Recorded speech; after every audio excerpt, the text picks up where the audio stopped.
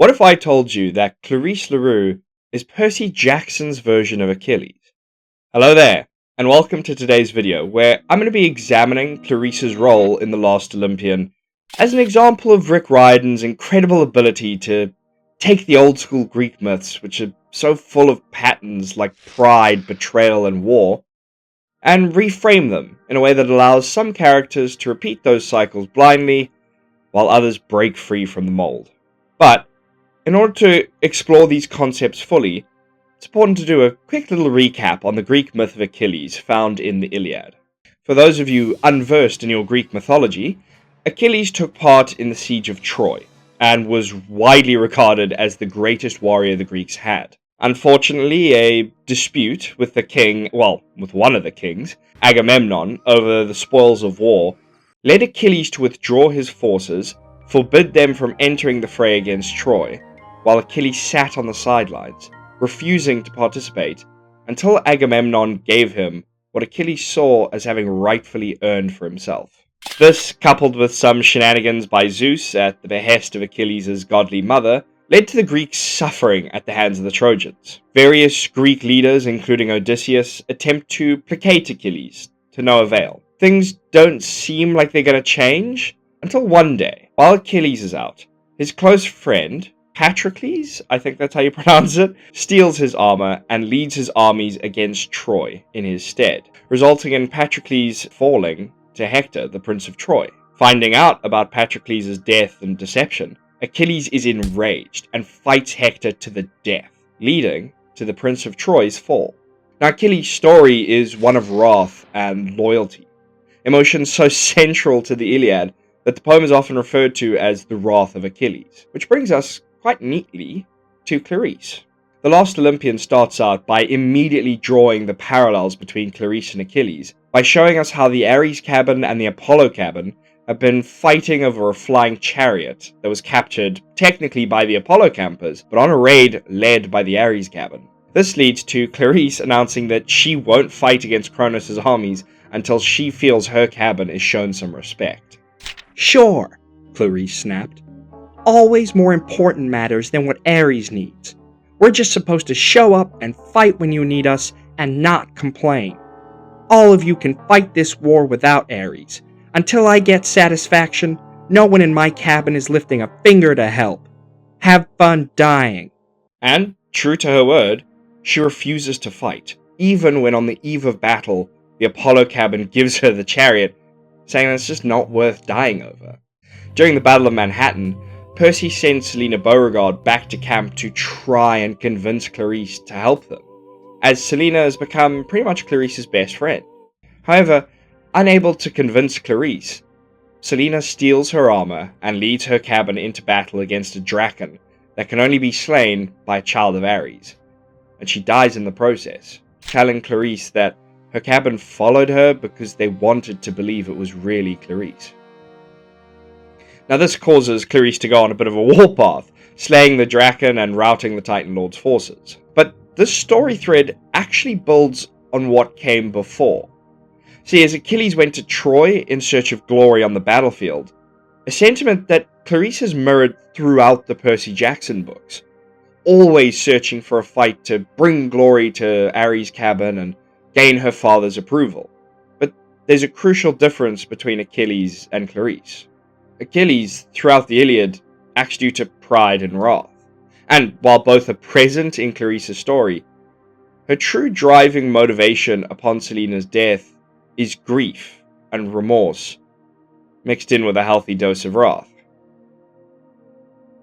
Clarisse has people around her that are able to curb her stronger emotions, like Percy and Chris Rodriguez, allowing her to avoid meeting Achilles' fate. And while some would argue Percy is fulfilling the role of Achilles through the story, I mean, he's the Greeks' greatest warrior and he has the curse of Achilles, the moment that solidifies Clarisse's standing as the Achilles parallel is when she receives the blessing of Ares, making her just as invulnerable as Percy for a short amount of time. Clarisse learns from Selina's death, making her version of the myth more human, and consequentially more redemptive. And this isn't the only time Riordan has done this with the classic Greek myths. See, Riordan uses Greek myth not just as an inspiration, but as a storytelling cycle engine, frequently allowing characters to replay ancient stories as an examination of character. Some really good examples of these cyclical character arcs are Percy, Annabeth, and Luke. Think about it. Percy mirrors Hercules, having completed several of his labors, such as holding the sky for Atlas, fighting a Hydra, and cleaning the Augean stables. And while Percy Jackson isn't a direct parallel to Heracles, he's placed in a similar position at the end of The Last Olympian, offered immortality as a reward for his heroic deeds. But unlike Heracles, who achieved godhood after suffering and completing divine labors, Percy refuses the offer. And in doing so, he breaks the cycle of glory-seeking heroism that defines many Greek myths. Instead of chasing power, Percy uses the moment to demand justice for all demigods, showing that true heroism lies not in becoming a god, but in changing the system for the better. Riordan often positions characters at moral crossroads, similar to those faced by mythic figures, and Annabeth's story in the Battle of the Labyrinth strongly resonates with Daedalus' myth, especially through themes of hubris, invention, isolation, and redemption. Annabeth's pride in her intellect is tested in the labyrinth. She must wrestle with the temptation to prove herself, especially when Athena's expectations and her own insecurities about being second best to others like Percy or Luke weigh on her. Annabeth has to confront the cost of brilliance divorced from morality, and when she realizes Daedalus allowed the labyrinth to be used by Kronos, it's a betrayal of what she thought knowledge should be used for. Annabeth ultimately fears becoming something like Daedalus, or worse, not recognizing the moment when intellect becomes cold calculation. Her interactions with Daedalus reflect this anxiety, especially when he sacrifices himself to prevent further harm. And in the Battle of the Labyrinth, Annabeth's not just navigating Daedalus' maze. She's confronting what it means to be a brilliant mind in a world full of moral compromise. Daedalus shows her the cost of genius without heart, and Annabeth ultimately chooses to be someone who leads with both wisdom and compassion. Luke's cycle, meanwhile, is centered around repeating Kronos' path. See, in myth, Kronos is a primordial tyrant of sorts, fearful of being overthrown, who swallows his children.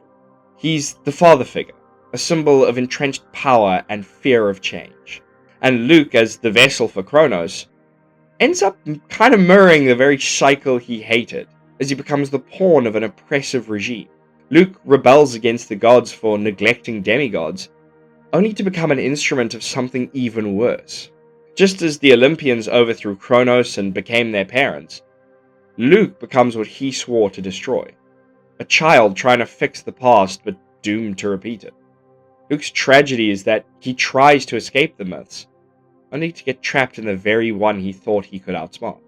These cycles are an important framing device for the Percy Jackson series, and consequently, we see how some characters learn and grow from these cycles, while others are just doomed to repeat them. Characters like Percy and Annabeth are able to learn and grow from these cycles, learning to make the better choices and become greater heroes than their predecessors as a consequence of those choices. Characters like Luke, who fail to learn, are doomed to not only repeat the mistakes of their predecessors, but in Luke's case, very nearly become the thing they hate. And Clarisse sits right on the edge between these two responses, having nearly become yet another cautionary tale, before Selina's death jolts her back into agency and growth, finally breaking free of her own cycle. And nowhere are these cycles more visible than in the Greek gods themselves. See, while our heroes struggle with these cycles, the gods remain frustratingly immune to change. Their pride enforces the very patterns the demigods are trying to escape. See, the gods remain static and unchanging from ancient times to modern day. They are prideful, and because of this, they are often enforcing the very cycles our heroes are put through. And it's not until Percy has fully broken free that he's able to push the gods to be better, to change for the better, and to finally start trying to do things differently. Riordan's decision to echo, subvert, and occasionally rewrite Greek myth through his characters It isn't just a fun Easter egg for mythology nerds. It's central to the story's themes. By placing modern demigods in the footsteps of their mythic predecessors, the series asks whether the past is doomed to repeat itself or whether new choices can forge a better future. Characters like Clarisse, Annabeth, Luke, and Percy, they all face crossroads where they can either follow the tragic path laid out by the myth or break free from it. Their decisions carry weight not just for themselves, but for the entire world they're trying to protect. Clarisse stepping into the role of Achilles isn't just a clever callback. It's part of a larger pattern that defines the Percy Jackson series.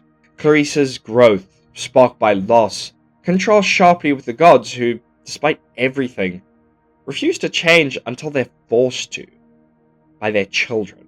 These mythic echoes highlight the ongoing tension between fate and free will, tradition and change. Some characters fall into the same traps as those who came before them. Others carve a new path.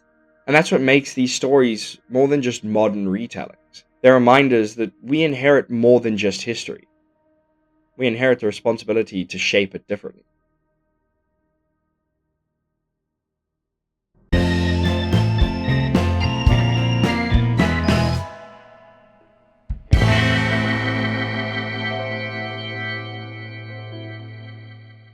What a day for recording. I swear to God, there's been like 40 trains driving past, there's been geese and hardy-dars right out the bloody window. It's absolute nightmare.